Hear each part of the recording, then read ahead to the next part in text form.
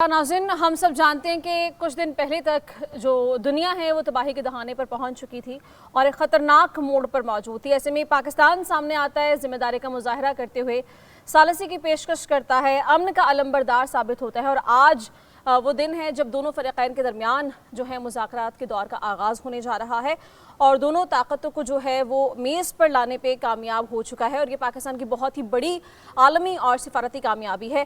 ताज़ा तरीन सूरत हाल अभी क्या है? शहर इक़्तिदार जो कि इस मुज़ाकरात के लिए चुना गया है शहर, उस बारे में हम बात करते हैं। ब्यूरो चीफ इस्लामाबाद मियां शाहिद हमारे साथ मौजूद हैं। मियां शाहिद, बताइए, अब से कुछ देर बाद हम देखेंगे कि मुज़ाकरात के दौर का आगाज़ भी हो जाएगा। ये कहिएगा कि अभी शहर इक़्तिदार में सूरत हाल क्या है, ट्रैफिक की सूरत हाल क्या है और अभी मजमूई अहवाल बताइए इस्लामाबाद का। आपने बात की कि चंद दिन पहले की दुनिया की बात की, तो चंद दिन पहले की जो दुनिया थी वो बड़ी भयानक दुनिया थी और बड़ा भयानक जो है मंजरनामा था। लेकिन आज की दुनिया ये है कि पाकिस्तान, इस्लामाबाद जो है वो अमन का गहवारा बन चुका है, पूरी दुनिया के लिए मरकज़े निगाह बन चुका है। जहां पर मैं इस वक्त मौजूद हूं, आप मेरे अकम में देख सकती हैं कि ये सारा इस्लामाबाद जो है उसका मंजरनामा है और मंजर जो है वो नज़र आ रहा है। और ये जो मार्गला की पहाड़ियां हैं, इसके दामन में आज अमन के लिए दुनिया जो है वो इस अमन को जो है वो यहाँ से हासिल करेगी। और यहाँ पर मेरे अकम में वो सामने जो इमारत नज़र आ रही है उसमें बाकायदा तौर पर अमन मुज़ाकरात होंगे। और इसके अलावा यहाँ इधर सामने जो है PM हाउस है, वहाँ पर जो है जब मुआहिदा होगा तो दस्तखत होंगे। यहाँ पर इस वक्त माहौल ये है कि जो रेड जोन है वो पीस जोन बन चुका है। पूरी दुनिया इस्लामाबाद के अंदर सिमट कर आ गई है, क्योंकि पूरी दुनिया का मीडिया जो है वो इस वक्त इस्लामाबाद के अंदर है। और ईरानी वफ्द जो है वो इस्लामाबाद में पहुंच चुका है। अमरीकी वफ्द के एक मुअज़्ज़ज़ मेहमान जो विटकॉफ हैं वो इस्लामाबाद पहुंच चुके हैं।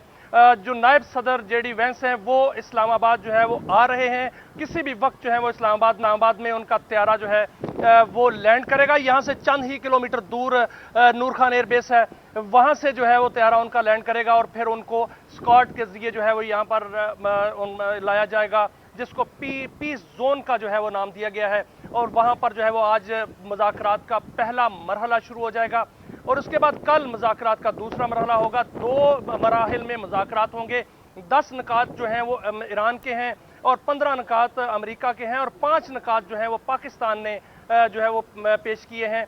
इसको मजमूई तौर पर जो है वो इस पर टाक्स होगी, अलग अलग पहले जो है वो मुज़ाकरात होंगे और उसके बाद दोनों वफूद जो हैं अगर इस पर मुआहदे पर पहुंचते हैं, जो कि बहुत उम्मीद की जा रही है, बल्कि यकीन की हद तक उम्मीद की जा रही है कि मुआहदे पर पहुंचेंगे तो फिर उनको जो है वो सामने भी जो है वो लाया जा सकता है और उसके बाद मुज़ाकरात जो है मुकम्मल हो जाएंगे और मुआहदा हो जाएगा। मुज़ाकरात यहाँ पर इस्लामाबाद में हो रहे हैं और इस्लामाबाद इस वक्त पूरी दुनिया के लिए मरकजी नगाह जो है वो बना हुआ है। सबसे बड़ा जो मसला वो सीज़ फायर है। सीज़ फायर हो चुका हुआ है। लबनान, यमन और उसमें जो दीगर इलाके हैं वहाँ उनका एजेंडा जो है, उनमें जंग बंदी का एजेंडा वो भी शामिल किया गया है कि वहाँ पर भी जो है इजराइल हमले नहीं करेगा अगर वो एजेंडा जो है वो बाकायदा तौर पर पाकिस्तान की काफिशों से जो है वो उसमें जो है वो शामिल किया गया। इसके अलावा इस एजेंडे में जो सीज़ फायर है उसकी तोसी है। आबनाए हरमुज़ जो है उसमें उसको खुलने का जो है वो मामला जो है वो ज़ेर बहस आएगा और उसमें ये जो ईरान कहता है कि उसको खोलने के लिए वो तैयार है, वो खुली हुई है। लेकिन इस वक्त जो इसके लिए कुछ कानून और कुछ असूल, कुछ ज़वाबत जो हैं वो तय किए जाएं। ईरान का ये मुतालबा है कि ईरान पर कभी भी हमला ना हो, इसकी जमानत दी जाए। ईरान का ये मुतालबा है कि ईरान जो है वो उस पर जो पाबंदियां हैं उसको ख़त्म किया जाए। ईरान का ये भी मुतालबा है कि जो उनकी रकम फ्रीज की हुई है अरबों डॉलर, उसको जो है वो रिहा किया जाए, यानी ख़त्म किया, छोड़ा जाए और वो ईरान को जो है वो मिले।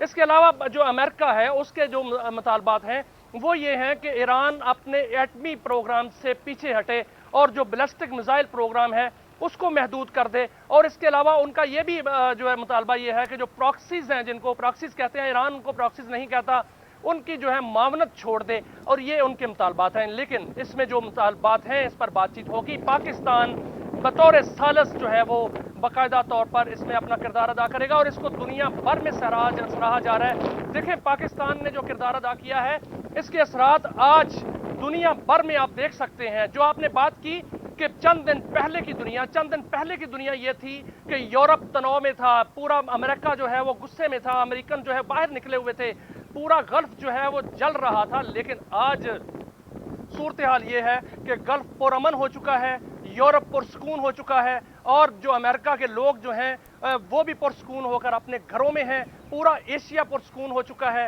پورا گلف جو ہے وہ اس وقت جنگ بندی کے بعد جو ہے وہ تجارت شروع ہو چکی ہے، وہاں پہ جو توانائی کا بحران ہے وہ ختم ہو رہا ہے، اور جو پیٹرولیم کی قیمتیں ہیں وہ کم ہو چکی ہے۔ اتنا بڑا کردار جو ادا کیا ہے پاکستان نے، یہ ایسا ہی تھا کہ جیسے پوری دنیا میں اندھیرا ہی اندھیرا تھا، اور پاکستان ایک روشنی کی جو شمع بن کے جو ہے وہ سامنے آیا۔ اور لیکن اس کے ساتھ ساتھ دو بدی کی آگ کی چنگاریاں ہیں، ایک بدی کی آگ کی چنگاری مودی ہے اور دوسرا نیتان یاہو ہے، اس سے بھی جو ہے احتیاط برتنی ہے اور اس کے احتیاط برتی جا رہی ہے، اور مکمل طور پر اس چیز کو یقینی بنایا جا رہا ہے کہ کوئی اسپائلر جو ہے وہ اس میں تخریب کاری نہ کرے، اور اس پہ پوری دنیا جو ہے متفق ہے۔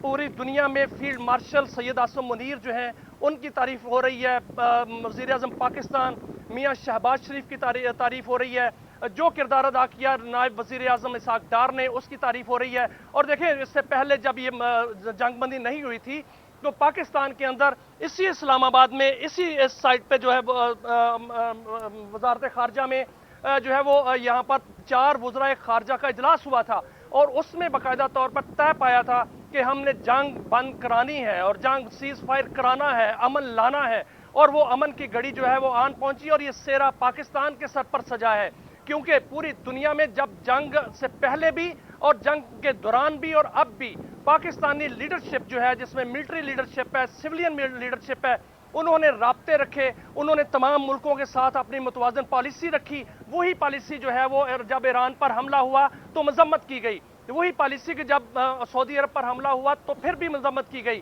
پاکستان نے اس دوران جو ہے وہ یورپ سے بھی رابطہ رکھا، امریکہ سے بھی رابطہ رکھا، چین سے بھی رابطہ رکھا، ایران سے بھی رابطہ رکھا، اور وہاں پر گلف کے جو کنٹریز ہیں ان پر بھی رابطہ رکھا، اور یہ بھی کردار ادا کیا کہ جو اسرائیل چاہتا تھا کہ پورے گلف میں آگ لگا دی جائے اور پورا گلف جو ہے وہ آپس میں لڑ پڑے، مسلم ممالک جو ہیں وہ لڑ پڑے اور اس کو جو جنگ ہے اس میں کود پڑے، اس میں بھی پاکستان نے بچایا، اور پاکستان نے یہ باور کرایا تمام ملکوں کو کہ وہ آپس میں نہیں لڑیں گے، کیونکہ جو اگر وہ آپس میں لڑ پڑتے تو اسرائیل کی جو مقصد تھا وہ پورا ہو جاتا۔